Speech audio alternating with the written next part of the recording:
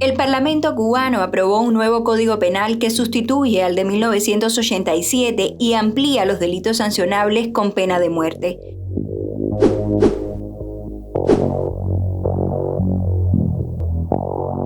Un gobierno cuyo marketing político proclama que Cuba vive aumenta su prerrogativa de quitar la vida a los ciudadanos por 24 motivos, en su mayoría de carácter político. El nuevo Código Penal, lejos de haber eliminado la posibilidad del uso de la pena de muerte, la concentrara fundamentalmente en aquellos delitos relacionados con el terrorismo o la seguridad del Estado.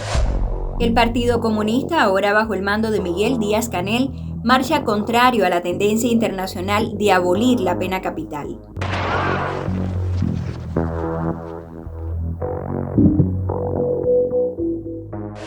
La Asamblea Constituyente de 1901 estuvo a un voto de abolir la pena de muerte y se prohibió aplicarla por delitos de carácter político.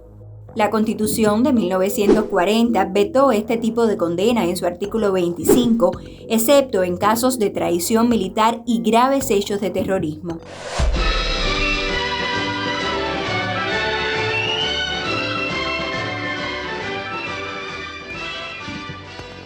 Con la llegada de Fidel Castro al poder en enero de 1959, de la Sierra Maestra también bajó el pelotón de fusilamiento como recurso del nuevo gobierno contra personas presuntamente vinculadas al régimen de Fulgencio Batista. Se restableció la pena de muerte e incluso se legitimó con efectos retroactivos. Al frente de los fusilamientos, en la guarnición de La Cabaña, se encontraba el guerrillero argentino Ernesto Che Guevara. Fusilamientos, sí, hemos fusilado, fusilamos y seguiremos fusilando mientras sea necesario. Nuestra lucha es una lucha a muerte. Nosotros sabemos cuál sería el resultado de una batalla perdida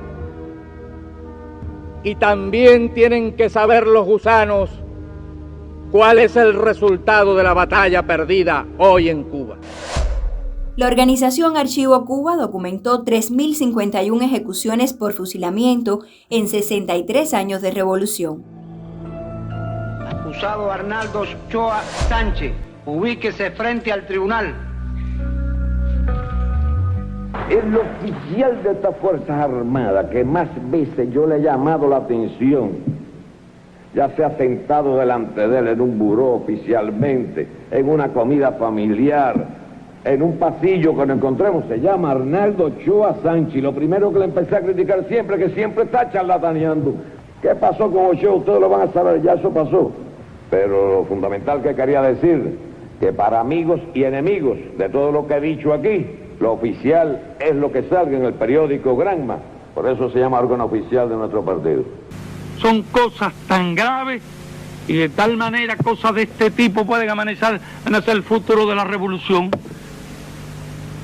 que no hay otra alternativa que el castigo drástico, el castigo ejemplar.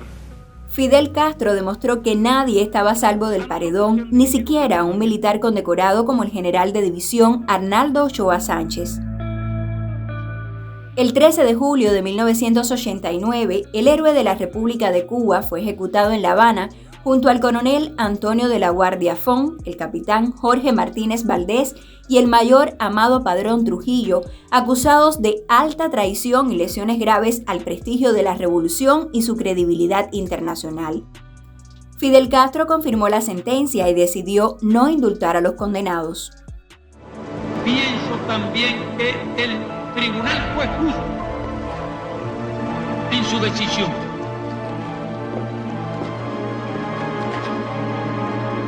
En el momento en que, como aquí se dijo, se cuestiona y se quiere cuestionar el socialismo y al Partido Comunista de Cuba, pienso que nuestros tribunales han hecho una advertencia.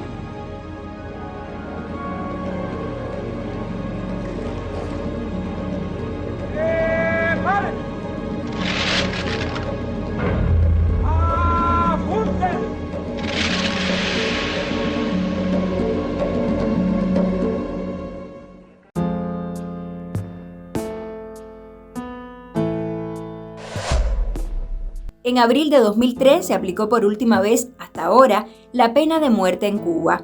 Tras juicio sumario, fueron fusilados los jóvenes Lorenzo Copello, Bárbaro Sevilla y Jorge Martínez, quienes intentaron desviar hacia Miami una lancha de pasajeros en La Habana.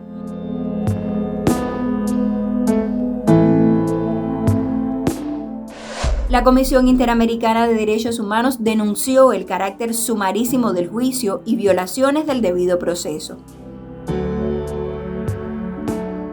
Los casos más sonados de ejecuciones, y me refiero por ejemplo los que ocurrieron como resultado de los juicios revolucionarios de inicios de los primeros años después de 1959, o quizás la que aconteció en el 2003 con los secuestradores de la lanchita de Regla, fueron ejecuciones que se materializaron casi inmediatamente después del juzgamiento de las personas. La utilización de procesos sumarísimos acompañados de los fusilamientos, eran personas que se juzgaban en 3 días y eran fusiladas en esos mismos 3 días, son demostrativos de la necesidad del poder cubano de contar con una herramienta de terror a la que poder echar mano siempre que tengan necesidad de enviar un mensaje rápido y contundente. La revolución cubana fue puesta en el dilema de proteger la vida de millones de compatriotas, sancionando con la pena capital legalmente establecida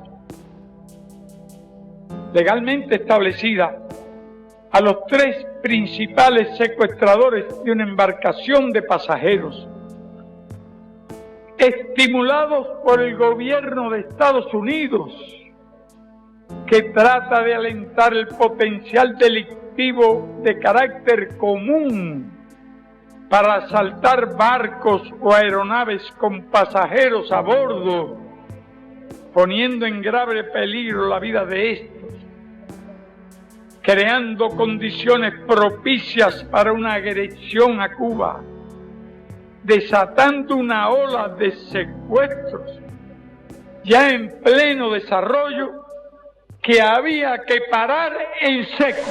Y él mandó a matar 3 gente, a fusilar 3 gente que ni hicieron terrorismo, ni pusieron bombas, ni mataron a nadie, ni asesinaron a nadie. Aunque la pena de muerte está en moratoria desde 2003, las autoridades no han dejado de recordar que es un recurso a la mano. Nuestras leyes permiten la pena de muerte, está suspendida, pero ella está de reserva, porque una vez la suspendimos y lo único que hicimos con ello fue estimular las agresiones y los sabotajes contra mi país. Tras las mayores protestas ocurridas en Cuba en los últimos 60 años, el gobierno ampliará de 20 a 24 las figuras delictivas del Código Penal, sancionables con la pena de muerte, y 14 de los delitos serían contra la seguridad del Estado. El Código descarta condenar con la pena máxima las agresiones sexuales, incluyendo la pederastia con violencia y violación, como recoge el Código vigente, la corrupción de menores y el robo con violencia. En cambio, introduce nuevos delitos contra la seguridad del Estado.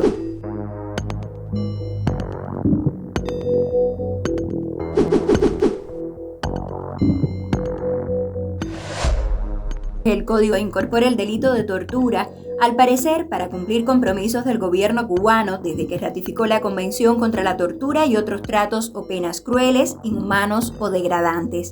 En abril, al rendir cuentas ante la Convención en Ginebra, Suiza, la delegación de Cuba condicionó la eliminación de la pena capital a un cambio en las relaciones con Estados Unidos.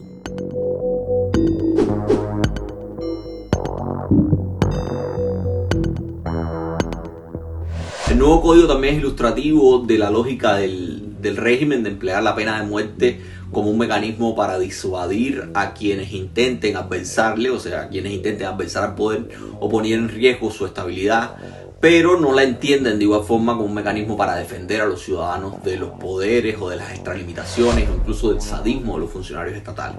Y digo esto porque es muy llamativo que el nuevo Código Penal reconozca, por ejemplo, la pena capital como sanción posible a aplicar la mayoría de los delitos contra la seguridad del Estado y también la considere como una sanción posible a aplicar en el delito de asesinato, pero no contemple, por ejemplo, la posibilidad de aplicar la pena de muerte a los funcionarios, a los que cometan el delito de tortura y que producto de esas torturas se produzca la muerte de la víctima.